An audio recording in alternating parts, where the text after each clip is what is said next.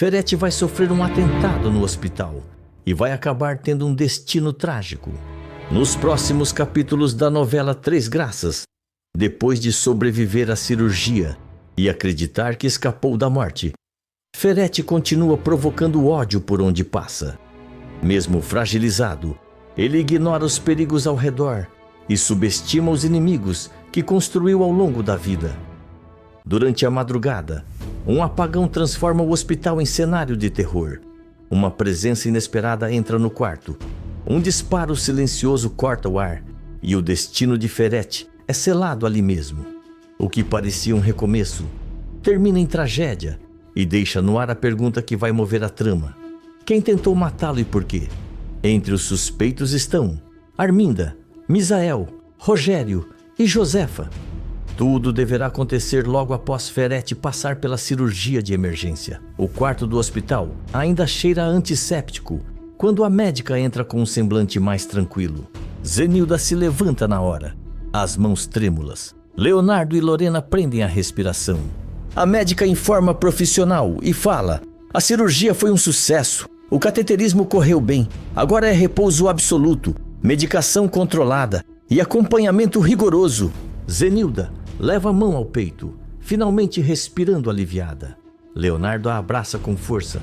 Lorena engole em seco, visivelmente mexida. Pouco depois, Ferretti começa a despertar.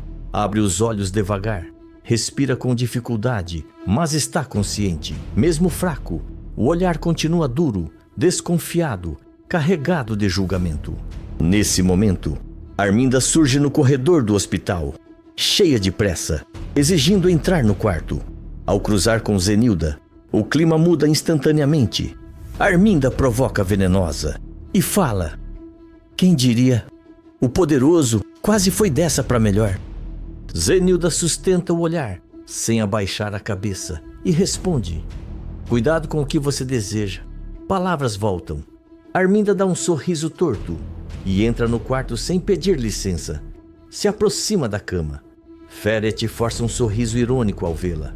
Ferretti desabafa, amargo, a voz carregada de rancor, e fala: eu quase morri por causa daquela vergonha, do meu filho, daquela situação ridícula que ele me enfiou.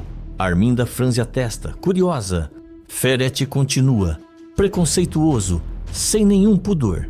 Descobrir aquilo, que aquela suposta namorada não é uma mulher de verdade. Meu coração não aguentou.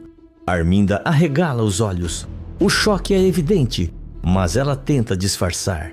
Arminda reage, medindo as palavras, e fala: você exagerou. Hoje em dia essas coisas são normais. O mundo mudou. Ferretti faz um gesto de desprezo com a mão, irritado. Ferretti rebate, ácido, e fala: mudou para pior. Nesse instante, Zenilda entra no quarto. O clima pesa. Ferretti percebe a presença dela e se fecha imediatamente, virando o rosto. Zenilda observa os dois, sente o clima estranho e pergunta, firme: já tá se sentindo melhor? Ferretti rosna, impaciente, e responde: não começa, não quero falar de nada disso. Se continuar, eu tenho outro infarto, e da próxima vez, eu não volto. O silêncio cai pesado. Leonardo e Lorena trocam um olhar tenso do lado de fora. Arminda observa tudo, pensativa. Zenilda fica parada, encarando o marido, sentindo que aquele homem na cama já não é apenas um paciente, é uma bomba prestes a explodir. A cirurgia salvou o coração de Ferretti, mas a alma continua doente. E todos ali sentem, o pior ainda está por vir. E então, a internação de Ferretti vira manchete nos jornais e televisões. No flat de Rogério, a televisão ligada exibe a imagem do hospital. Repórteres falando em estado grave. Cirurgia recente. Risco controlado. Rogério assiste em silêncio, o olhar duro. Cláudia percebe a expressão dele. Cláudia comenta cautelosa: ele escapou por pouco. Rogério cruza os braços, pensativo, e responde, sério: agora ele tá fraco. Esse momento muda tudo. Muda o jogo. Acho que está na hora. E agirmos. Cláudia apenas concorda com a cabeça e dá um sorriso. Na chacrinha, no ferro velho, o clima também pesa. Misael chega agitado, celular na mão, e solta a notícia. Misael comenta, seco. O Ferete está internado. Quase morreu. Joaquim continua mexendo nas peças, sem olhar para ele. Joaquim pergunta direto: morreu? Misael responde, frio, sem emoção: ainda não, mas nunca se sabe, né? Joaquim para o que está fazendo e encara Misael. Joaquim rebate sério: você prometeu que não ia fazer nenhuma loucura. A gente não é assassino. Misael força um sorriso curto, tentando parecer despreocupado. Misael disfarça e fala: relaxa, eu só tô comentando a notícia. Joaquim não responde, pega as chaves e sai. Assim que fica sozinho, Misael muda de expressão. Vai até a mochila encostada no canto, abre devagar. Lá dentro, uma arma. Misael segura o objeto com firmeza, respira fundo e murmura sombrio: se o destino não resolve, alguém resolve. Enquanto isso, Arminda volta para casa transtornada. Anda de um lado para o outro na sala, descalça, falando sozinha, a mente acelerada. Arminda sussurra, ambiciosa, e fala: se ele morrer, aquela esposa ridícula cai. A fundação fica vulnerável, tudo muda. E eu assumo tudo o que é meu. Josefa surge na porta, desconfiada. Josefa pergunta, incisiva: tá falando sozinha por quê? Arminda se vira num rompante. Arminda explode, agressiva, e fala: cuida da sua vida, sua velha maluca. Ela pega a bolsa, as chaves e sai às pressas. Josefa fica parada, observando, sentindo que algo muito errado está para acontecer. No hospital, o clima é outro silencioso, pesado. Zenilda acompanha com a movimentação dos médicos. O entra e sai de enfermeiros. Leonardo e Lorena se aproximam. Leonardo fala preocupado: mãe, a gente fica também. Zenilda balança a cabeça e responde firme: não, vão para casa. Eu fico aqui. Não vou deixar ele sozinho. Lorena hesita, mas acaba concordando. Os dois se despedem. Zenilda se senta na recepção, cansada, determinada, sem imaginar que aquela escolha, ficar, vai colocá-la no centro da pior noite de sua vida. A notícia correu. O ódio despertou. E naquela noite, Ferete está cercado por inimigos, por ambição e pela morte. Já passa da meia-noite. O hospital entra naquele silêncio pesado de madrugada. Poucos passos nos corredores, luzes baixas, monitores apitando ao longe. Na recepção, Zenilda cochila sentada, exausta. A cabeça cai levemente para o lado. De repente, tudo se apaga. As luzes se apagam de uma vez. Um apagão. Por alguns segundos, o hospital inteiro mergulha no breu absoluto. Murmúrios se espalham. Passos apressados ecoam. Logo depois, o gerador entra em funcionamento.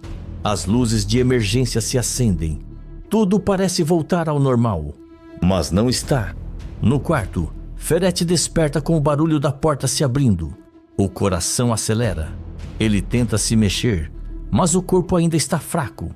Uma silhueta surge ao lado da cama. Ferete arregala os olhos, tomado pelo pânico, e fala: você? O que você está fazendo aqui? A pessoa não responde, apenas se aproxima. Ferete tenta se apoiar no colchão. A respiração descompassa. O medo domina. Ferete balbucia desesperado e fala: não precisa ser assim. A gente pode conversar. A sombra permanece imóvel. Ferete engole seco e tenta negociar. Dinheiro, poder, eu resolvo qualquer coisa. É só falar. O brilho metálico surge na penumbra. Uma arma com silenciador. Ferete entende. Os olhos se enchem de terror. Ele tenta dizer algo mais, mas não há tempo. Um disparo seco, curto, silencioso. O corpo de Ferete se enrijece por um instante e então relaxa. O monitor cardíaco começa a se apitar de forma contínua. A silhueta se afasta rapidamente, some pelo corredor, enquanto o hospital ainda se reorganiza após o apagão. Ferete morre ali, na cama do hospital, sem testemunhas, sem defesa, sem perdão. E ninguém ainda imagina que aquela noite acabou de virar um caso de assassinato. Minutos depois do disparo, a porta do quarto se abre. A médica entra para checar os sinais vitais e congela ao ver a cena. Sangue no lençol. O monitor em linha reta. Ela grita, desesperada: "Chamem a segurança! Chamem a polícia agora!" O hospital entra em colapso. Enfermeiros correm. Pacientes são retirados às pressas. O corredor é isolado com fitas. Sirene de viatura ecoa do lado de fora. Na recepção, Zenilda desperta assustada com a movimentação. Ela se levanta, confusa, o coração acelerado. Zenilda pergunta, aflita: "O que está acontecendo? Eu preciso ver meu marido." Antes que avance, um policial se coloca à frente.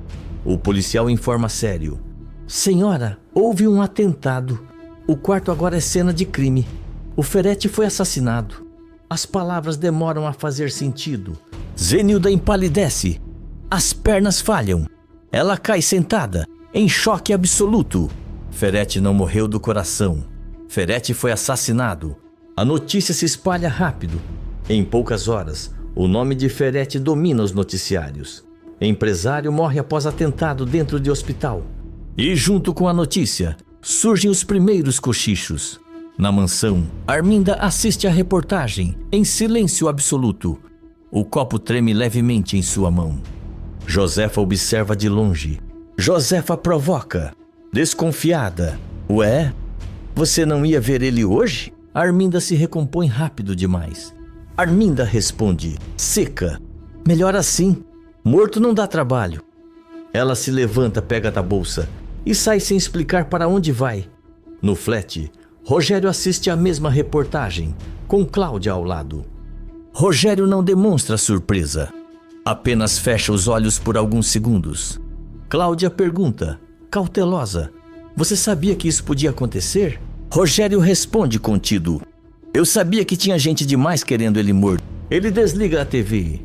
No ferro velho, Misael escuta uma notícia pelo rádio. O olhar vai direto para a mochila jogada no canto. Ele a abre devagar. A arma ainda está lá. Joaquim percebe o gesto e trava. Joaquim questiona, desconfiado: "Você sabia disso?" Misael fecha a mochila com força. Misael responde, tenso: "Não pergunta coisa que você não quer ouvir. Ferretti está morto." Arminda se cala. Rogério observa. Misael esconde algo. Todos tinham motivo. Todos têm segredos. E a pergunta que ecoa agora não é mais se alguém faria isso. É apenas uma: quem matou Ferretti? Escreve de qual cidade você está me assistindo, se inscreve no canal e ativa suas notificações. Ferretti sofre um infarto durante um jantar explosivo ao saber a verdade de Viviane. E um detalhe inesperado faz Zenilda descobrir toda a podridão do marido e o que ele mais esconde. Nos próximos capítulos de Três Graças, um confronto tenso à mesa sai do controle quando Ferretti cruza todos os limites ao atacar Viviane. A revelação provoca um choque tão grande que o empresário passa mal e desaba diante da família, sendo levado às pressas para o hospital. Enquanto Ferretti luta pela vida, uma conversa no corredor expõe um detalhe decisivo sobre a Fundação Ferretti. As peças se encaixam, o passado faz sentido, e Zenilda finalmente percebe que o preconceito do marido escondia crimes muito mais graves. A verdade vem à tona e nada mais será como antes. Tudo deverá acontecer logo após o jantar no apartamento de Ferretti ficar cada vez mais desconfortável, ainda mais para Viviane. Ferretti quebra o silêncio de repente, inclina o corpo sobre a mesa e provoca: "E sua família, Viviane? De onde você vem mesmo?" A pergunta soa simples, mas o tom carrega julgamento. Viviane responde educada, tentando encerrar o assunto, mas Ferretti não se dá por satisfeito. Ele franze o senho, insiste. Ferretti a encara de cima a baixo e fala: "Você é muito reservada. Parece que sempre está escondendo alguma coisa." Leonardo se mexe na cadeira, incomodado, e tenta mudar o rumo da conversa. Zenilda percebe o exagero e lança um olhar de reprovação ao marido, pedindo silêncio. Ferretti ignora. Ele sorri de canto, cruel, e solta com a insinuação que muda tudo: "Sei lá, você não parece uma mulher como as outras." O garfo de Viviane para no ar. O silêncio cai pesado sobre a mesa, quase sufocante. Viviane fecha os olhos por um segundo. Quando abre, está decidida. Ela empurra a cadeira para trás, se levanta com o coração acelerado, mas com a voz firme, e fala: eu sou uma mulher, e sou uma mulher trans, e não vou abaixar a cabeça para preconceito nenhum. Ferretti empalidece, ri nervoso, sem graça, como se aquilo fosse um absurdo. Ferretti balança a cabeça, incrédulo, e retruca: então você está dizendo que você não é uma mulher de verdade? Viviane sustenta o olhar dele, sem recuar um centímetro, e responde: eu sou mais mulher do que muito homem preconceituoso por aí. Leonardo se levanta imediatamente, empurra a cadeira com força e se coloca ao lado dela. Ele respira fundo, encara o pai e fala: chega, eu amo a Viviane e sempre soube quem ela é.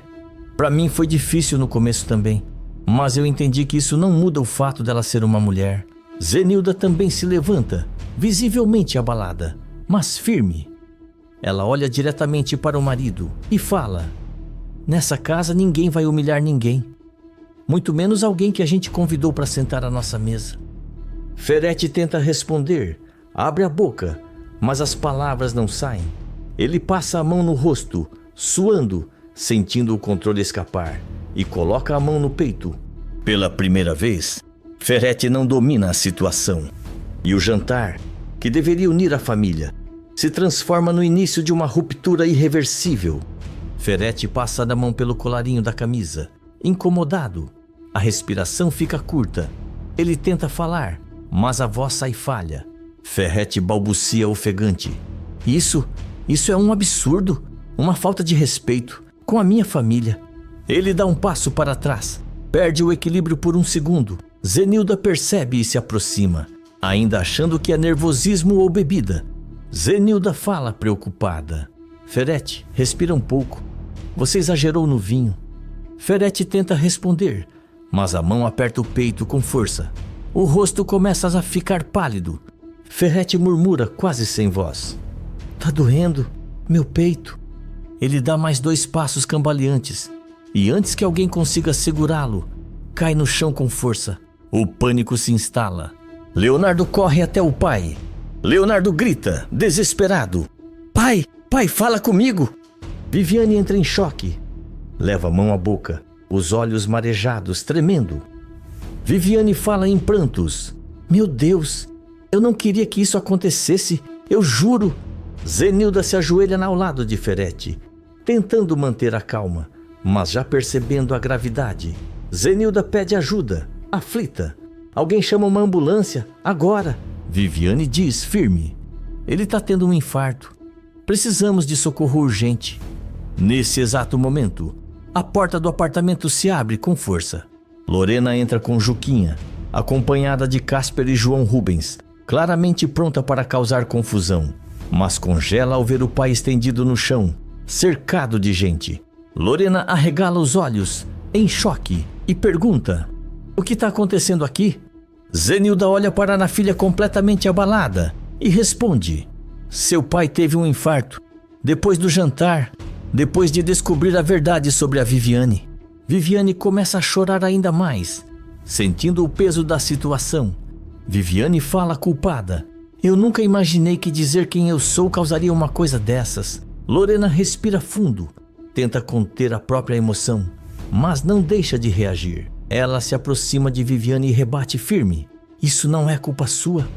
É o coração de pedra dele que não aguenta um mundo que muda. Logo em seguida, a sirene da ambulância ecoa do lado de fora. Os paramédicos entram às pressas, colocam Ferretti na maca, iniciam os procedimentos. Leonardo segura a mão do pai, em choque. Leonardo sussurra: Aguenta, pai, por favor. Ferretti é levado às pressas para a ambulância. A porta se fecha. O silêncio toma conta do apartamento. Aquela noite, que começou como uma apresentação formal, termina como um divisor de águas. Nada mais será como antes. No hospital, o clima é de tensão absoluta. O tempo parece não passar. Zenilda anda de um lado para o outro na sala de espera, com as mãos trêmulas. Leonardo permanece em silêncio, sentado, olhando para o chão. Lorena tenta manter a pose, mas o medo já tomou conta. A médica surge no corredor. Todos se levantam de uma vez. A médica respira fundo, séria, e fala: o quadro é delicado. Seu Ferretti sofreu um infarto grave e está passando por uma cirurgia no coração neste momento. Zenilda sente as pernas fraquejarem. Leonardo a segura antes que ela caia. Zenilda pergunta, com a voz falhando: Ele corre risco de morrer? A médica responde, honesta: a cirurgia é complicada. A equipe está fazendo tudo o que pode. Agora, precisamos aguardar. A médica se afasta. O silêncio pesa. Lorena passa a mão no rosto, visivelmente abalada. Lorena murmura: eu nunca imaginei, nunca achei que ele fosse chegar a esse ponto. Viviane observa tudo à distância, completamente destruída por dentro. Ela se aproxima de Leonardo, os olhos cheios de lágrimas. Viviane fala, culpada: me desculpa. Se eu tivesse ficado quieta, isso não teria acontecido.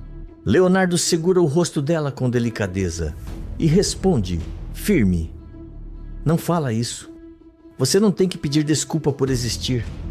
Meu pai foi intolerante. A culpa não é sua. Viviane chora em silêncio. Algum tempo depois, no corredor mais vazio, Zenilda se aproxima de Viviane. O olhar dela não é de acusação, mas de atenção profunda. Zenilda observa com cuidado e fala: você enfrentou o Ferretti hoje com uma força que não parecia só defesa pessoal. Parecia alguém que já sabia exatamente quem ele era. Viviane hesita. Olha para os lados, nervosa. Viviane responde, insegura: eu não sei se devia falar isso para a senhora. Zenilda se aproxima mais, segura a mão dela com firmeza e insiste: confia em mim. Viviane respira fundo. O peso do segredo fica insuportável.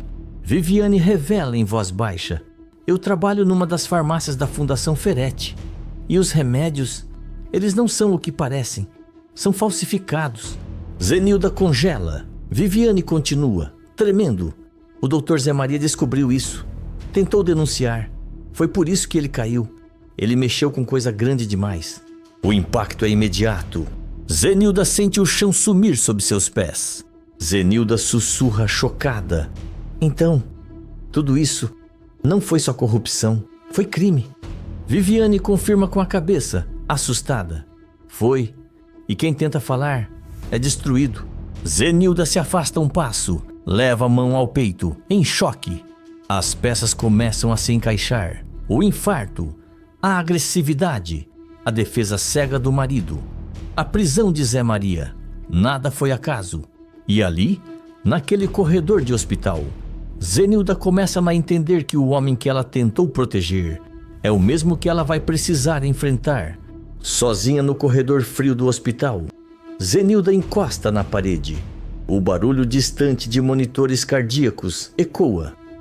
Tudo vem à cabeça de uma vez. As conversas truncadas com Xênica, as receitas falsas, o caso de Zé Maria, o silêncio irritado de Ferretti sempre que alguém tocava no assunto. Ela fecha os olhos, respirando com dificuldade. Zenilda sussurra, em choque, e fala: então era isso, o tempo todo. Viviane permanece a alguns passos de distância, respeitando o momento. A voz dela sai baixa, pesada. Viviane confirma com pesar e diz: ele não é só preconceituoso, ele é criminoso. A palavra ecoa como um tiro.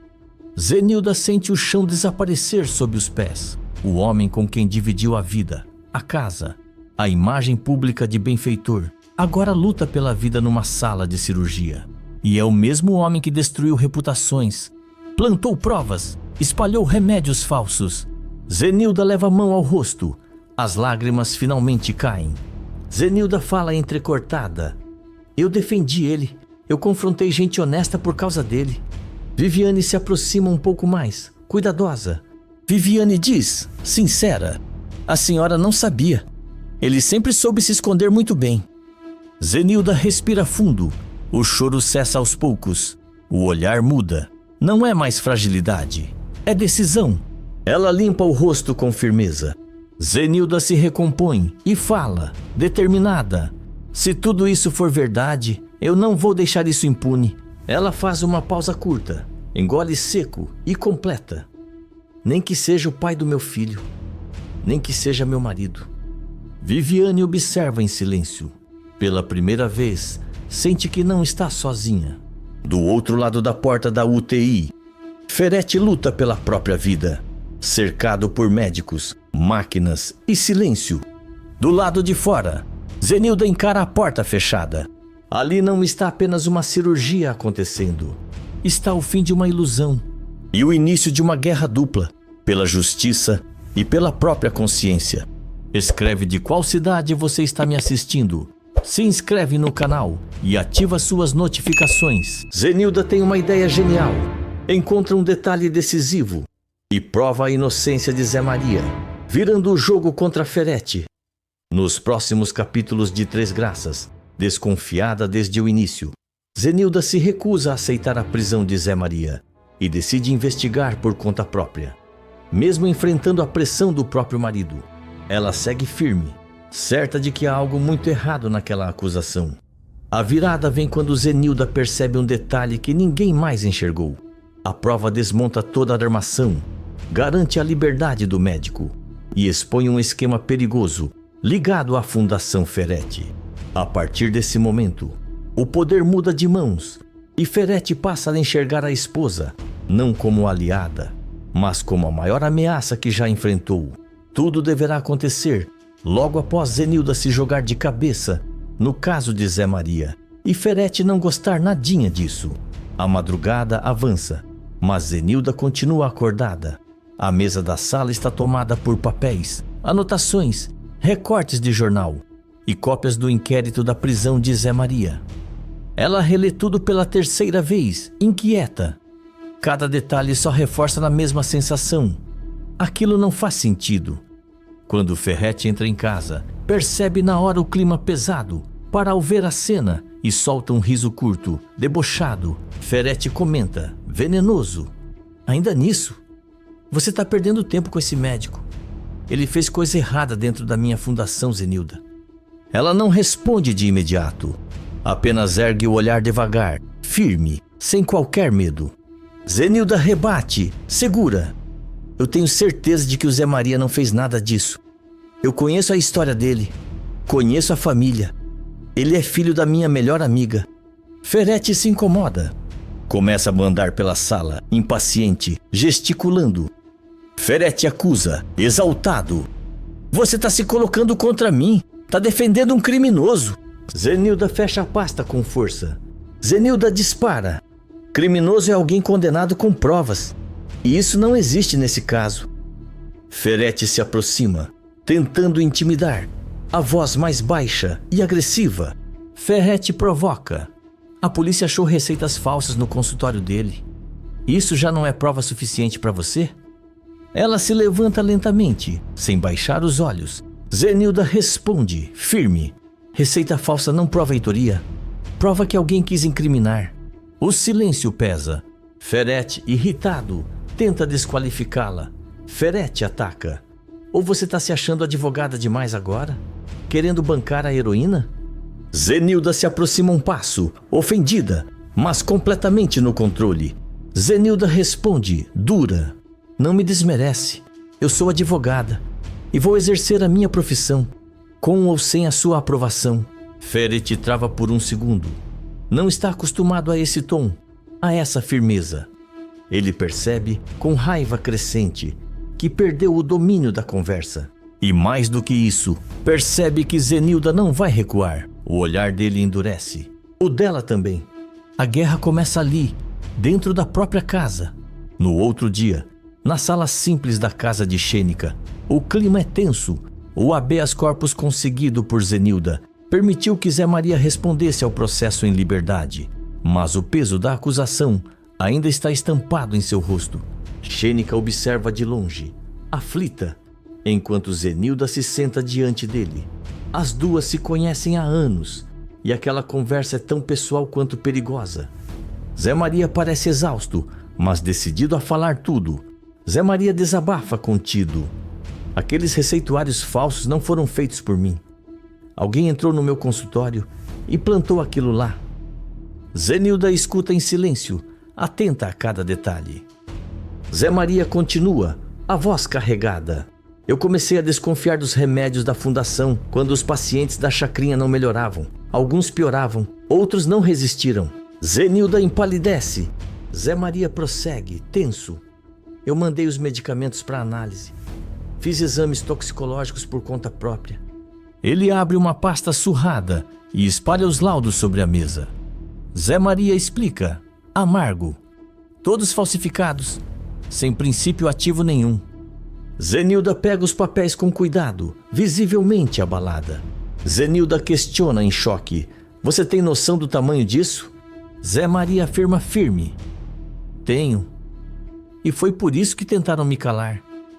Ele respira fundo antes de continuar. Zé Maria confessa. Queriam que eu assinasse laudos falsos em nome da Fundação Ferretti. Quando eu me recusei, armaram tudo isso.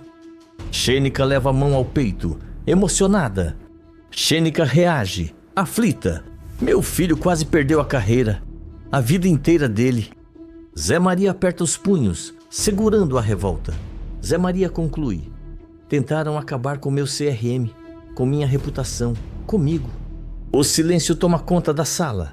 Zenilda ergue o olhar, decidida, sem nenhuma dúvida no tom da voz. Zenilda afirma, firme. Se isso tudo se confirmar, eu não vou passar pano para ninguém, nem pro meu marido. Zé Maria a encara, surpreso e aliviado ao mesmo tempo. Ali, na casa de Xênica, Zenilda entende que não está apenas defendendo um inocente. Ela está prestes a enfrentar um esquema muito maior. E a partir daquele momento, decide ir até o fim, custe o que custar. Sozinha no escritório improvisado de casa, Zenilda passa horas diante do computador. Café frio ao lado, anotações espalhadas, o olhar fixo na tela. Ela sabe que se existe uma armação, a resposta está nos detalhes. Finalmente, consegue acesso às imagens das câmeras de segurança do posto médico da chacrinha.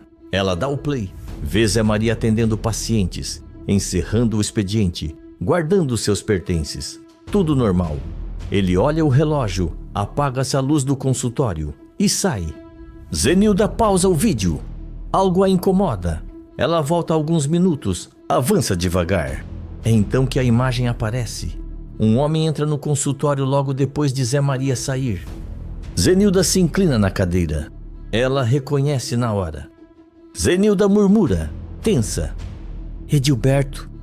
O capanga de Ferretti olha para os lados antes de entrar. A postura é cuidadosa demais para alguém que não tem nada a esconder. Zenilda assiste com o coração acelerado. Edilberto fica lá dentro por alguns minutos. O tempo parece eterno. Depois, sai sozinho, ajeitando a jaqueta, tranquilo. Zenilda fecha os olhos por um instante. Tudo faz sentido. Zenilda sussurra, com a voz embargada. Foi aqui. Foi exatamente aqui que eles plantaram as receitas. Ela pega o telefone imediatamente e liga para Zé Maria. Quando ele atende, a voz dela já vem firme. Zenilda fala direta. Eu encontrei uma coisa, as câmeras do posto. Zé Maria prende a respiração. Zé Maria pergunta, apreensivo, o que apareceu?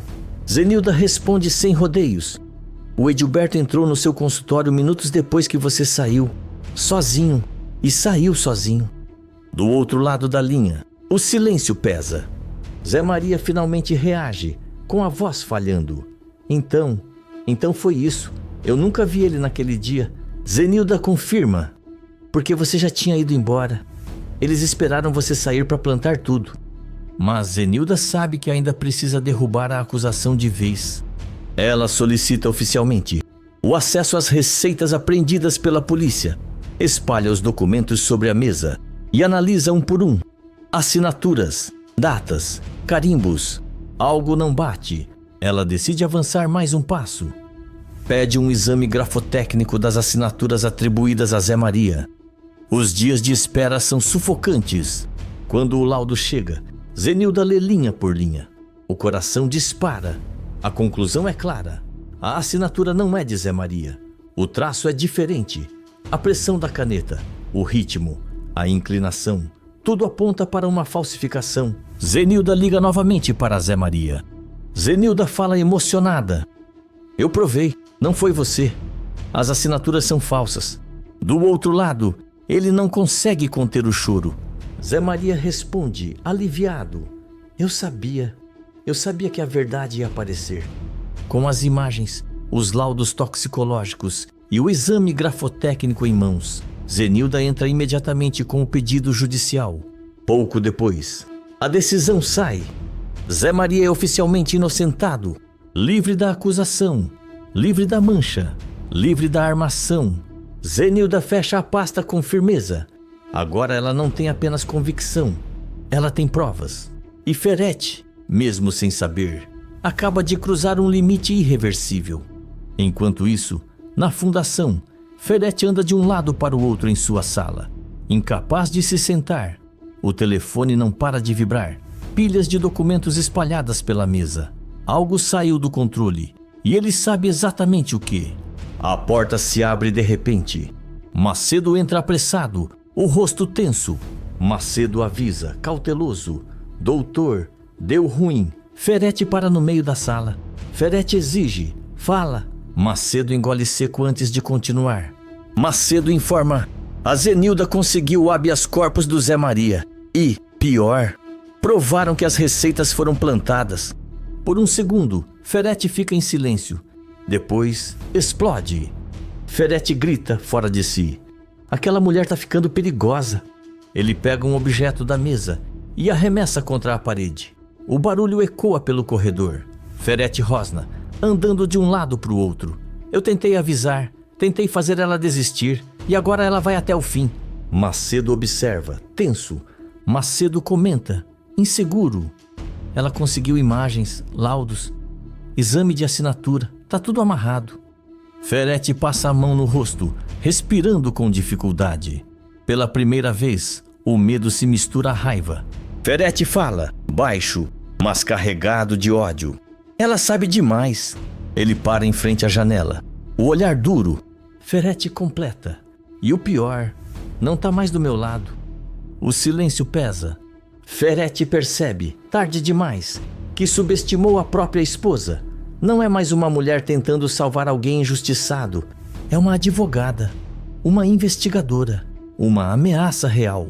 Ferretti aperta os punhos. Ferretti murmura sombrio. Se ela continuar assim, vai acabar comigo. A constatação cai como uma sentença. A esposa que ele tentou calar, que tentou desqualificar, que tentou intimidar, agora é o maior perigo que ele já enfrentou. E a guerra dentro de casa não é mais silenciosa.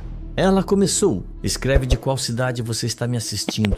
Se inscreve no canal e ativa suas notificações. Consuelo, ex-namorada de Raul, se revela aliada de Rogério e destrói a reputação de Ferretti com um detalhe decisivo. Nos próximos capítulos de Três Graças, uma ligação suspeita no ferro velho acende o alerta e expõe que Consuelo nunca esteve onde parecia. Atuando nas sombras, ela retorna ao jogo ao lado de Rogério, determinada a impedir uma tragédia e fazer justiça do jeito certo. A virada acontece quando Consuelo descobre uma peça-chave no esquema da fundação, um detalhe que comprova a fraude dos remédios. A informação explode, a máscara de benfeitor cai e Ferretti vê sua imagem ruir diante de todos, sem violência, sem fuga, apenas com a verdade. Tudo deverá acontecer logo após Consuelo, a ex-namorada de Misael, retornar e já se enturmar com os amigos dele. Consuelo conversa com Joaquim, Viviane e Júnior perto da bancada. Ri de algo que Viviane comenta, quando o celular vibra no bolso dela. O sorriso some na hora. Ela se afasta alguns passos para atender. Vira de costas, fala baixo demais para quem está por perto ouvir. O corpo fica tenso, rígido. Misael observa tudo de longe, atento demais. Quando Consuelo volta, tentando parecer natural, Misael não espera nem ela se sentar. Misael pergunta, desconfiado, quem era? Consuelo responde rápido demais sem pensar. Meu chefe. O silêncio que se instala é pesado. Misael franze a testa. Misael estranha, incisivo. Chefe? Que chefe? Você não é manicure? Não falou que estava de férias? Consuelo hesita por um segundo. O olhar corre pela oficina, buscando apoio. Joaquim percebe. Consuelo desconversa, forçando leveza. Foi coisa rápida, emergência, nada demais. Misael não engole. Misael insiste desconfiado. Emergência de quê? Desde quando o manicure tem esse tipo de ligação estranha? O clima pesa de vez. Viviane troca um olhar preocupado com Júnior. Joaquim se adianta, visivelmente irritado. Joaquim corta seco. Vai começar o interrogatório agora, Misael? Tá achando que isso aqui é delegacia? Misael se altera, a voz sobe. Misael rebate, nervoso. Eu só tô achando tudo muito estranho. Essa mulher chega do nada, começa a se meter em tudo. Consuelo se vira, firme. Consuelo responde fria. Se tem algo estranho aqui, não sou eu. A frase atinge Misael. Ele perde o controle. Misael explode, transtornado. Estranho é o Ferete ainda estar solto depois de tudo que fez com a chacrinha. Aquele desgraçado merecia morrer. O silêncio cai como uma bomba. Joaquim encara Misael sério. Viviane fica assustada. Júnior tenta intervir. Júnior pede apreensivo. Ei, pega leve com isso. Consuelo percebe que a situação está saindo completamente do controle. O olhar dela muda. Agora é urgência. Consuelo avisa, contida, já se afastando. Eu preciso resolver uma coisa. Já volto. Ela não espera a resposta. Consuelo sai apressada do ferro velho, deixando para trás um ambiente carregado, desconfiado, prestes a explodir. Misael a acompanha com os olhos, inquieto. O que ninguém ali imagina é que aquela ligação não foi só estranha. Foi o sinal de que o plano entrou em movimento. E então, Consuelo caminha rápido pela rua, respirando fundo para manter o controle. O semblante muda completamente assim que se afasta do ferro velho. A tensão vira foco. Ela entra num táxi e passa o endereço sem hesitar. Minutos depois, chega até um flat discreto. Sobe sem anunciar, como quem já conhece o caminho. A porta se abre. Rogério está ali, mais magro, mais sério, mas com o mesmo olhar atento de quem nunca deixou de observar tudo. Cláudia aparece logo atrás. Rogério reage, firme. Demorou. Consuelo entra e fecha a porta às pressas. Consuelo dispara, preocupada. O Misael tá fora de controle. Hoje ele falou em matar o Ferete sem pensar duas vezes. Cláudia se aproxima, tensa. Cláudia questiona. Ele falou isso onde? Consuelo responde, séria. No ferro velho, na frente de todo mundo. O ódio dele tá passando do limite. Rogério passa a mão no rosto, pensativo. Rogério afirma, grave. Então você fez certo em vir agora. Consuelo respira fundo, aliviada por finalmente poder falar a verdade. Consuelo confessa. Eu consegui segurar ele. Se não fosse isso, ele podia acabar com a própria vida. E não ia adiantar nada. Cláudia concorda, decidida. Justiça não se faz no impulso. Se ele mata o Ferete, vira vilão também. Rogério encara Consuelo com seriedade. Rogério garante. O Ferete vai pagar, mas do jeito certo. Consuelo hesita por um instante. Depois se abre. Consuelo revela. Eu já comecei a me aproximar do Edilberto. Cláudia arregala os olhos. Cláudia reage. O capanga? Consuelo confirma com a cabeça. Consuelo explica. Estratégica. Ele fala demais quando bebe. E tá convencido de que ninguém vai mexer com a fundação agora. Rogério troca um olhar rápido com Cláudia. Rogério conclui, firme. Então a peça que faltava entrou no jogo. Consuelo cruza os braços determinada. Consuelo afirma. Eu não quero vingança cega.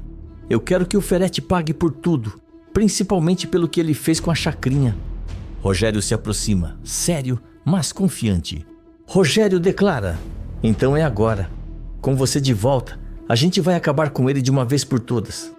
Consuelo respira fundo. Ela sabe que a partir dali não tem mais volta. O plano começou.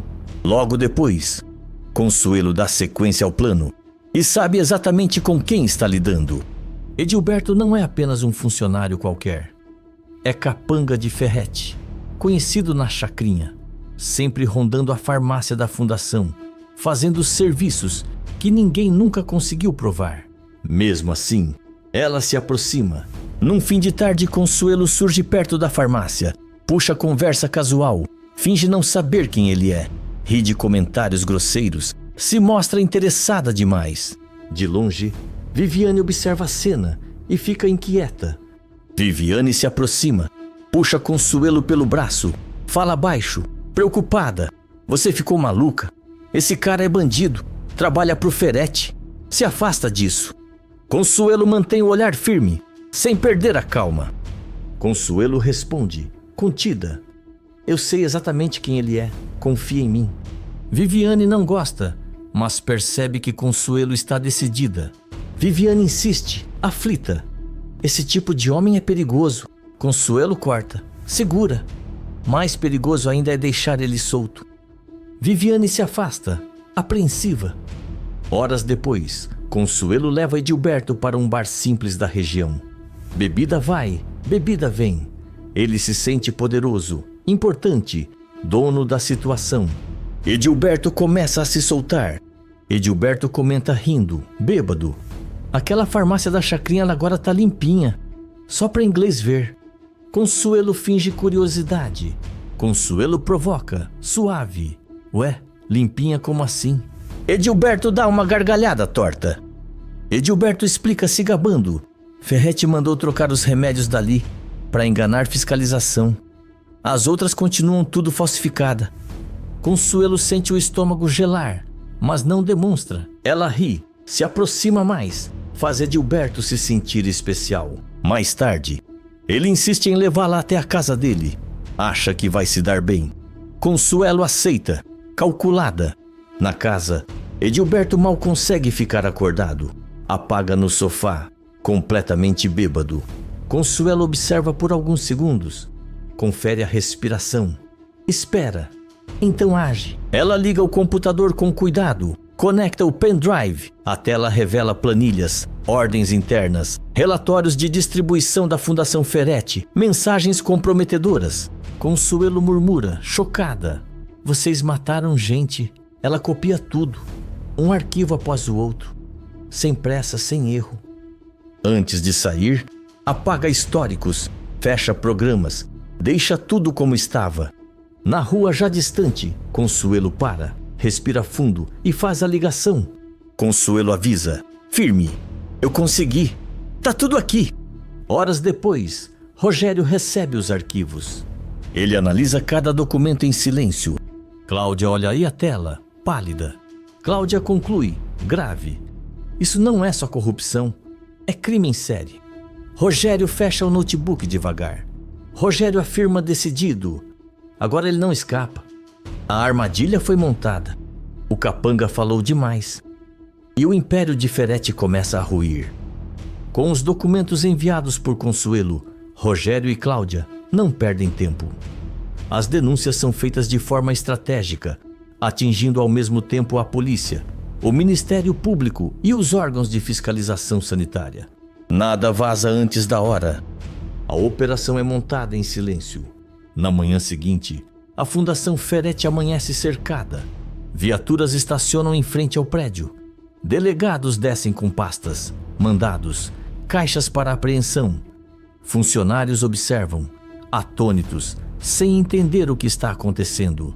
Dentro da fundação, o clima vira pânico.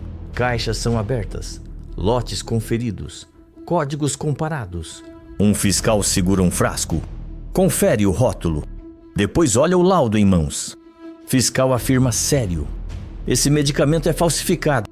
Outro delegado se aproxima, aponta para um relatório.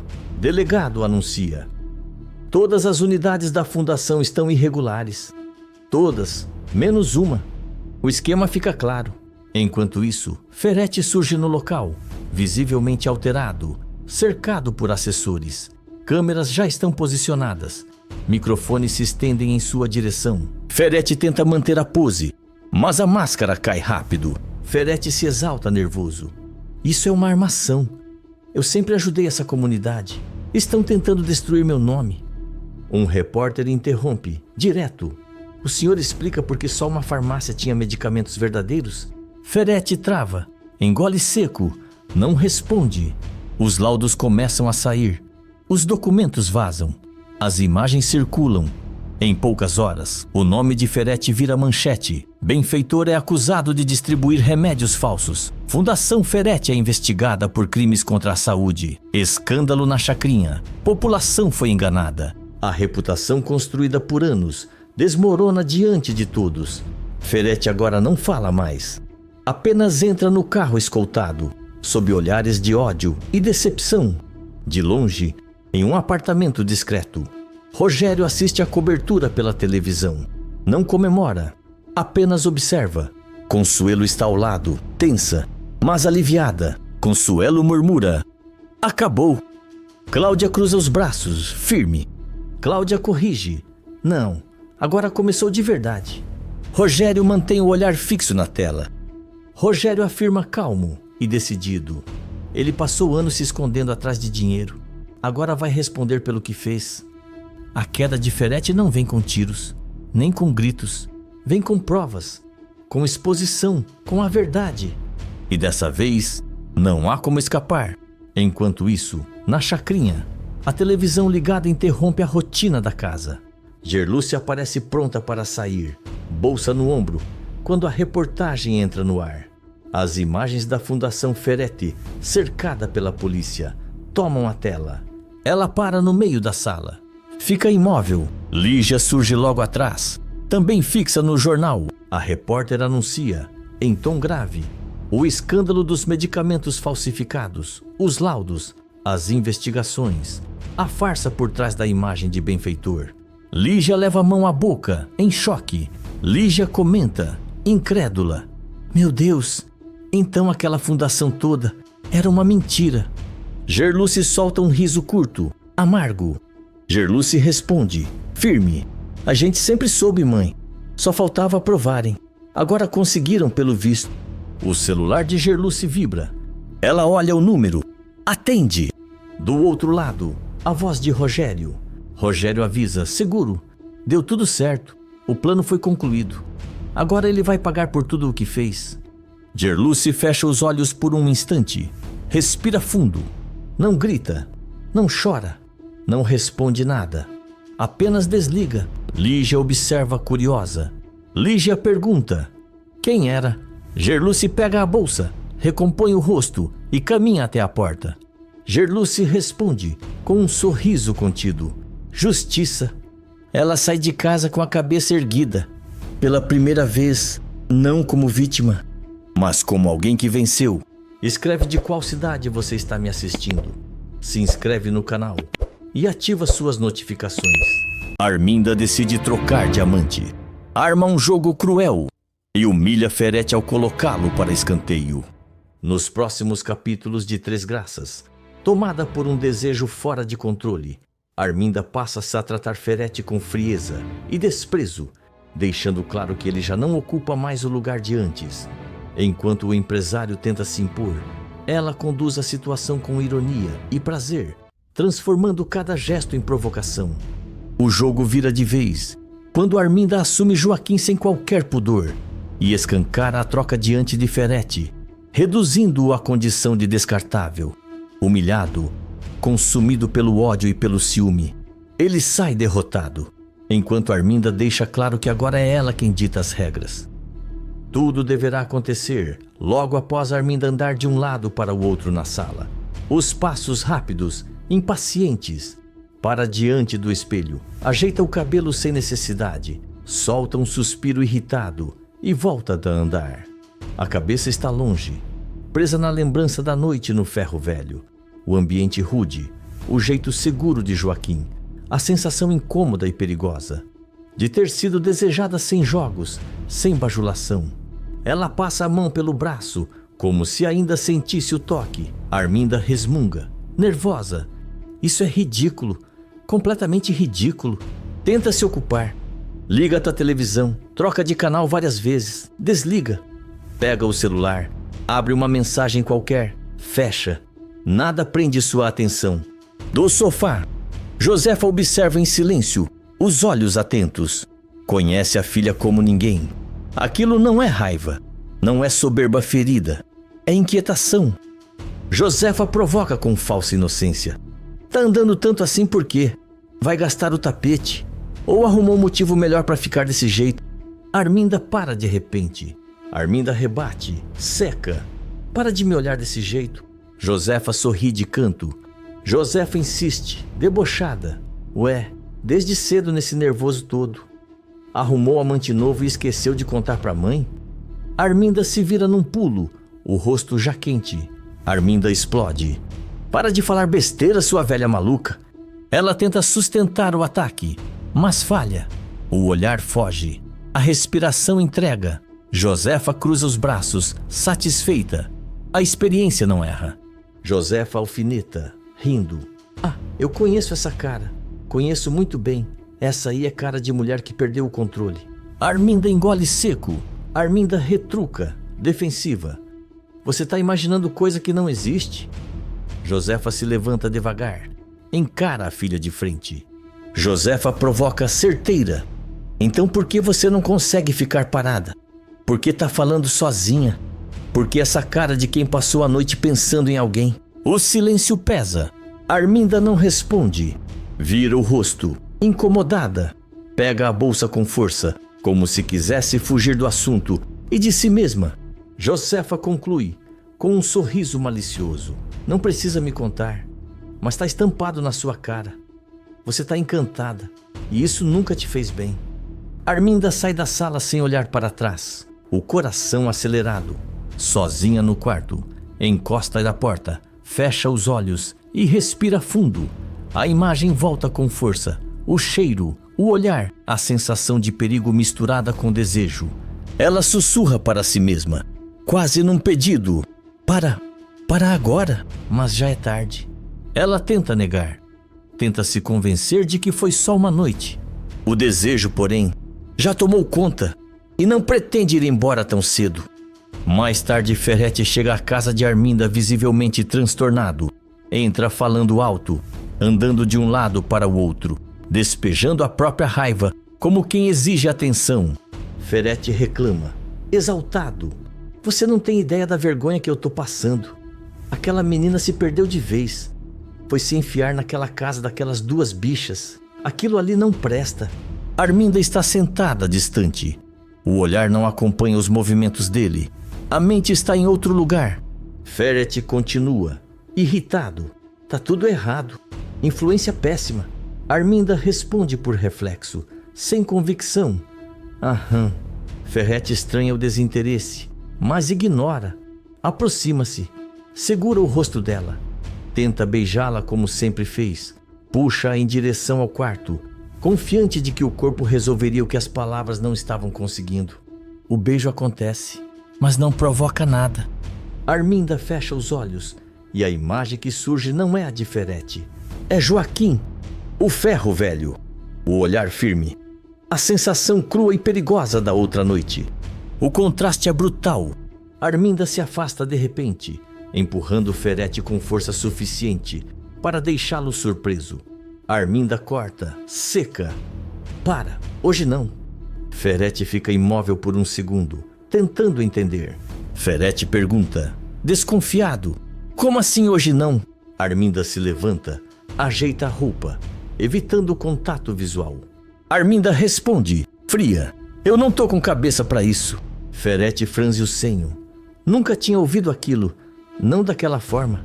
Ferretti insiste, irritado. Você tá estranha desde cedo. O que tá acontecendo?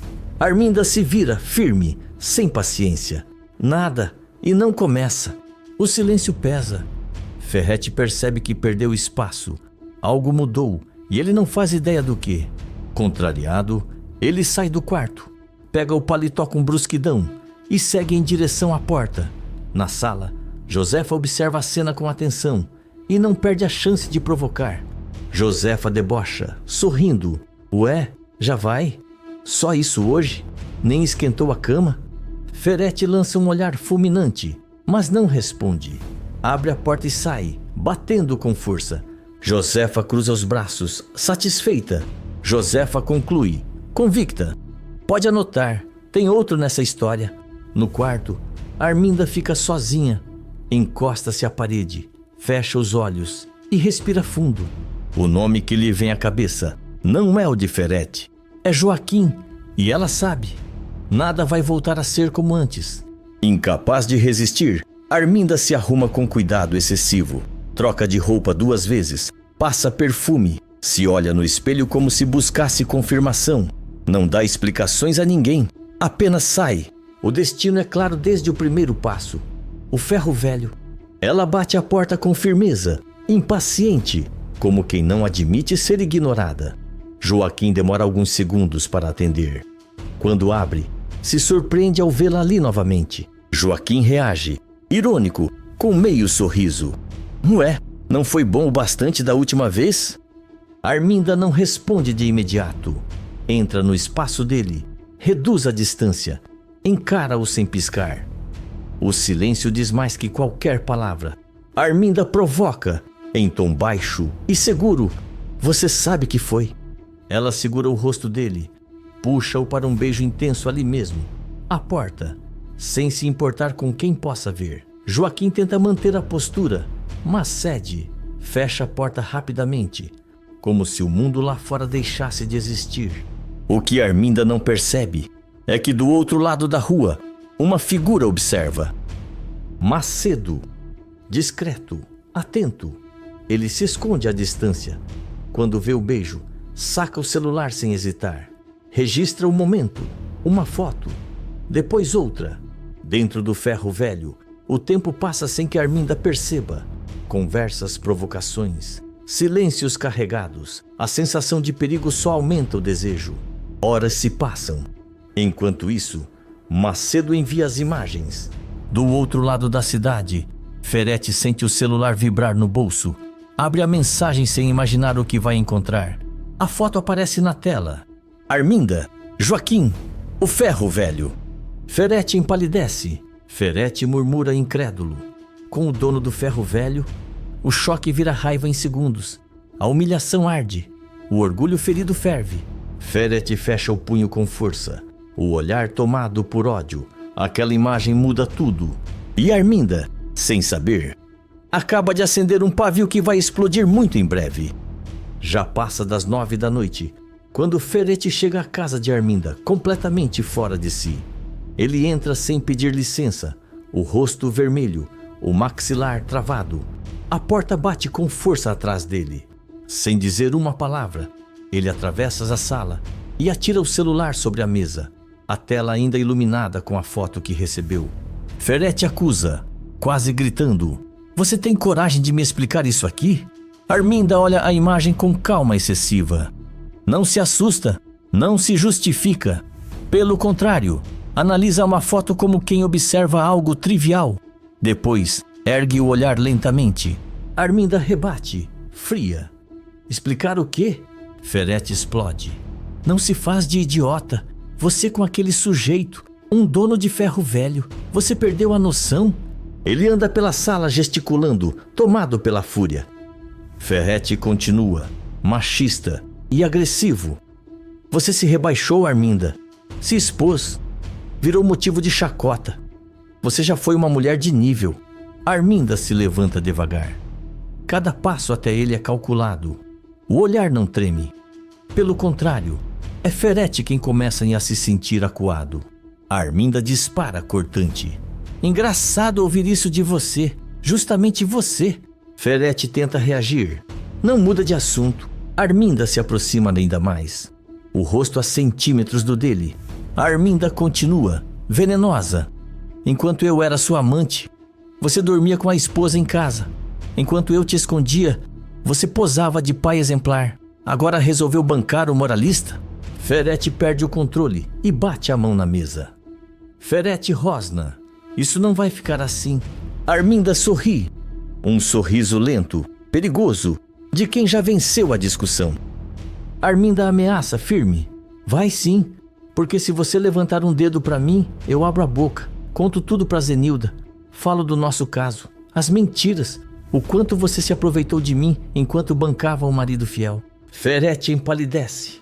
O golpe é direto. Ele sabe que Arminda não está blefando. Ferete tenta recuperar a pose. Você não faria isso. Arminda interrompe. Segura. Faria. E faria com prazer. O silêncio pesa. Ela se afasta um passo, respira fundo e finaliza com desprezo absoluto. Arminda conclui.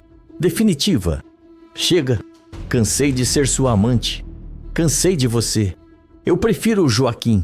A frase cai como um tapa violento. Ferete arregala os olhos, humilhado. Ferete reage, ferido no orgulho. Você tá me trocando por aquele lixo? Arminda responde sem hesitar. Tô, porque ele me deseja. Você só quer me controlar. Ferete não encontra resposta. O poder escorre pelos dedos. Ele pega o celular com raiva, dá meia volta e sai da casa menor do que entrou, derrotado, consumido pelo ódio e pelo ciúme. A porta se fecha com força. Arminda fica sozinha na sala, o coração ainda acelerado. Ela passa a mão no cabelo, respira fundo e sorri, satisfeita. Ela não apenas trocou o diamante, ela humilhou Ferete, tomou o controle da situação e deixou claro que agora as regras são dela. E isso para Ferete é imperdoável. Escreve de qual cidade você está me assistindo, se inscreve no canal e ativa suas notificações. Rogério reaparece transformado, salva o próprio filho e anuncia que tem provas para destruir Ferete e Arminda. Nos próximos capítulos de Três Graças, Rogério decide sair das sombras ao descobrir que Raul está em perigo e que será avô. O reencontro com o filho é explosivo e vem acompanhado da verdade, que muda tudo. O atentado foi planejado e não foi obra de um acaso. Ao revelar que sobreviveu por pouco e que investigou cada passo dos inimigos, Rogério vira o jogo. Com provas nas mãos, ele deixa claro que não voltou para fugir, mas para acabar de vez com quem tentou destruí-lo. A volta do sobrevivente marca o início da queda dos vilões. E desta vez, Ferete e Arminda não têm para onde correr. Tudo deverá acontecer logo após Rogério estar em um local discreto, afastado de tudo. O celular vibra em sua mão, mas agora não há hesitação. Ele disca um número que já conhece bem. Do outro lado da linha, Gerluce atende sem surpresa. Gerluce fala contida. Pode falar, tá tudo tranquilo aqui. Rogério confirma que continua escondido. Diz que anda inquieto, sentindo que algo grande está para acontecer. Ele explica que decidiu ligar, porque precisa saber do filho. Precisa entender como Raul está depois de tudo que explodiu dentro da família. Rogério pergunta direto. Me conta do Raul, ele tá bem? Gerluce suspira antes de responder. A verdade pesa. Gerluce revela séria. Ele tá na chacrinha, tá aqui em casa, mas não tá bem, Rogério. Nada bem. Aos poucos, ela conta tudo o que aconteceu desde a última vez que conversaram. O envolvimento de Raul com Joelle, a gravidez inesperada, o escândalo provocado por Arminda, os ataques, o preconceito, a humilhação pública. Rogério escuta em silêncio, cada detalhe apertando ainda mais o peito. Quando Gerluce menciona a gravidez, ele se afasta um passo, como se precisasse de ar. Rogério reage, surpreso. Gravidez? Gerluce confirma sem rodeios. A Joelle tá grávida e o Raul é o pai. O impacto é imediato. Rogério fecha os olhos, passa a mão no rosto, completamente desnorteado. Rogério murmura incrédulo. Então, eu vou ser avô.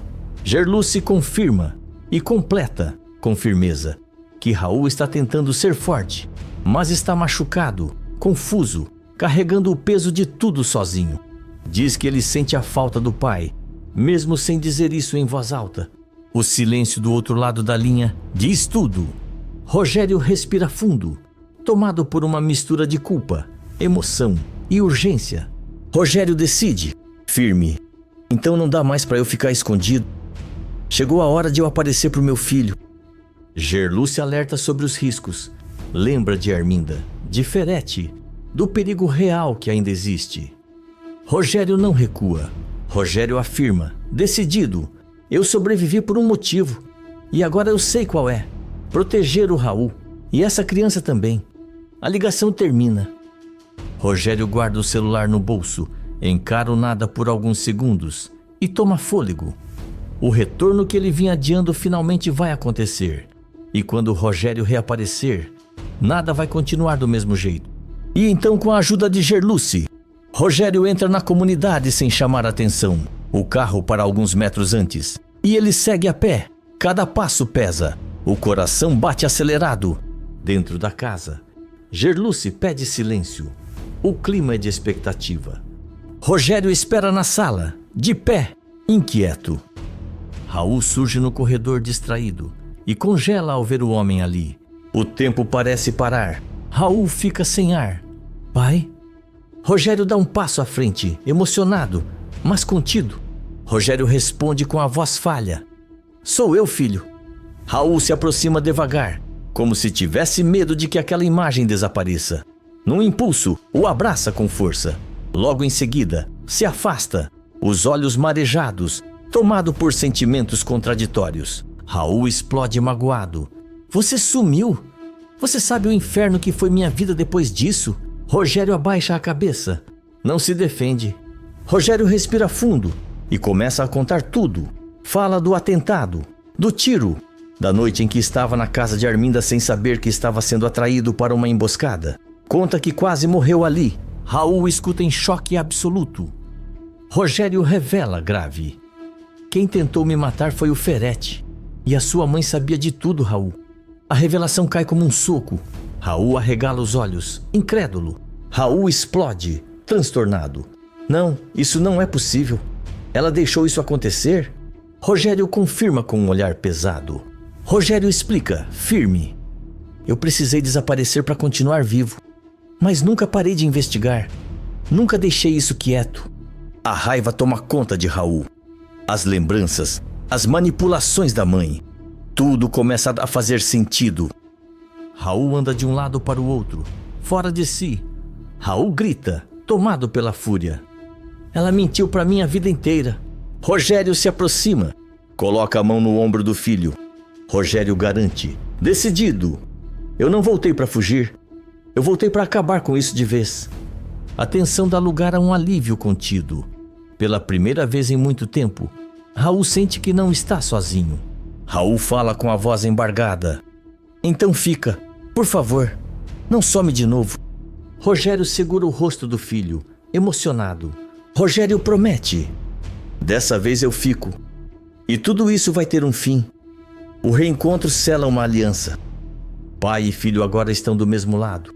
E a guerra contra Arminda e Ferete está prestes a começar. Com isso, logo depois, Rogério está sentado à mesa, olhando fixamente para o celular. O silêncio do ambiente é pesado. Cláudia entra na sala e percebe na hora que algo mudou. Cláudia pergunta cautelosa. Você conseguiu tudo? Rogério levanta o olhar devagar. Há algo diferente nele. Não é mais medo, é certeza. Rogério responde firme. Consegui. Tudo o que eu precisava. Ele empurra o celular na direção dela. Não entra em detalhes técnicos. Não precisa.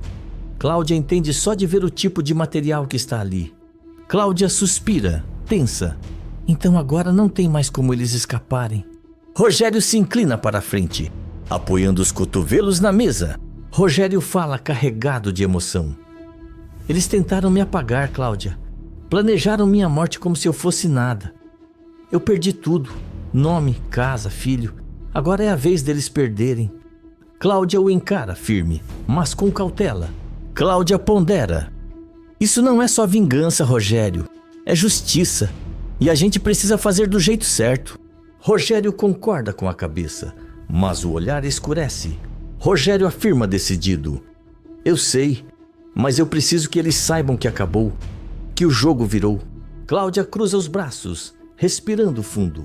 Cláudia diz determinada. Então vamos fazer isso direito. Sem erro. Uma denúncia sólida, silenciosa. Quando eles perceberem, já vai ser tarde demais. Rogério se levanta e começa a andar pelo cômodo, inquieto. Rogério desabafa, amargo. A Arminda fingiu me amar. O Ferete fingiu ser meu amigo. Os dois riram enquanto eu sangrava. Ele para, Encara Cláudia. Rogério conclui, com voz baixa e fria: agora a gente vai acabar com os dois de uma vez por todas. Cláudia pega o celular de volta e guarda na bolsa. Cláudia garante: confia em mim, eles vão cair. E quando isso acontecer, você vai estar lá para ver. Rogério fecha os olhos por um instante. Respira fundo. A denúncia é feita em sigilo. A polícia começa a se mover. Ferretti e Arminda seguem suas vidas, sem imaginar que o cerco já está armado. Rogério observa pela janela, como quem antecipa o fim. A armadilha está fechada. E desta vez, não há saída. E então, na mansão, o quarto está mergulhado numa falsa sensação de vitória. Arminda circula pelo ambiente vestindo um hobby de seda, ainda elétrica. Ferretti ajeita a camisa, satisfeito, como quem acredita que saiu ileso de tudo. Arminda comenta, debochada: no fim das contas deu tudo certo. Aquele homem sumiu de vez. Ferretti sorri convencido. Eu disse que não sobraria rastro nenhum. Nesse instante, o trinco da porta gira lentamente.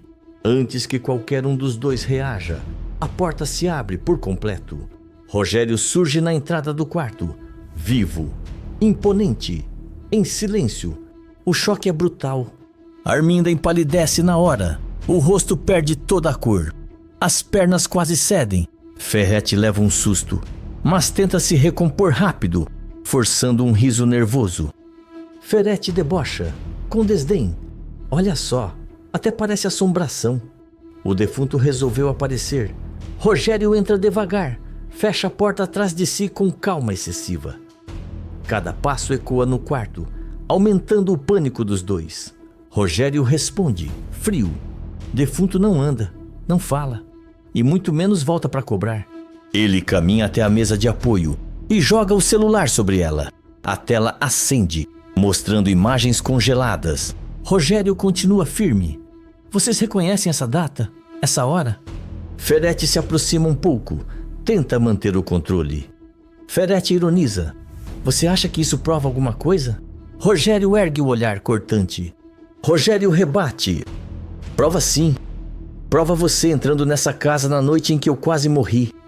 Arminda começa a andar de um lado para o outro, respirando rápido. Arminda se desespera. Isso é armação, você tá louco. Rogério toca na tela do celular. Um áudio começa a tocar.